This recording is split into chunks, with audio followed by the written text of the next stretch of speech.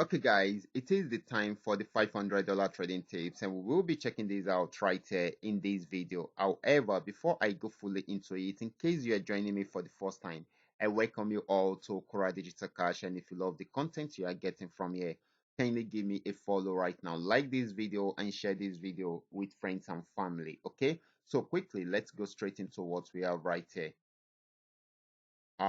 If you have any question, you can drop your question down there in the comment section, or probably you reach out to me via WhatsApp. Okay, these are the assets I will be checking out. Everything I will be doing in this video is going to be based on my own personal analysis, trading tools, and the exact time frame I will be using. The performance also depends on when you are seeing this video. If you're not joining me live and direct, then you will have to have a recheck on the chart before you can follow up with the analysis. Okay, so quickly, let's go straight into what we have right here, starting with GainX 1200. This is GainX 1200. I'm on 15-minute time frame using the 3M trend Milka trading indicator, guys.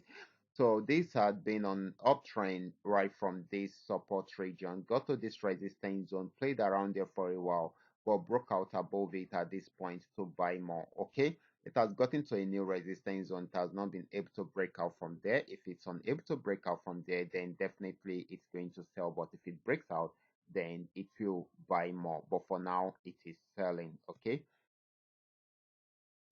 except if it breaks out above the resistance zone, that is when it will not sell. Okay, so we should watch out for that. Okay, next asset is going to be GainX 999. This is GainX 999, and of course this had been on uptrend for a while, and after getting to this resistance zone, it played around there. It has not been able to break out below this support region. Like I said in the morning, I said once it breaks out below this, then it's going to sell, but if it does not, it will keep on buying. So for now, it is still buying. Okay, so we should watch out for that.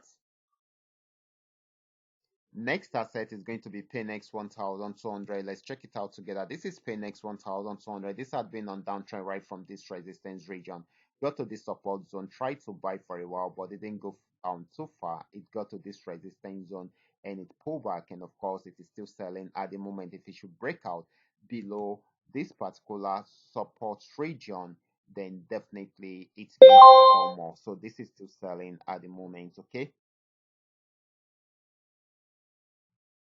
Next asset is going to be Paynex 999. Paynex 999 actually got to this support region and it started an uptrend, which led to the buying opportunity that stopped around this resistance zone. Okay, so it sold for a while, got to this region, had a pullback, and it is still selling right now. So for now, this is still selling.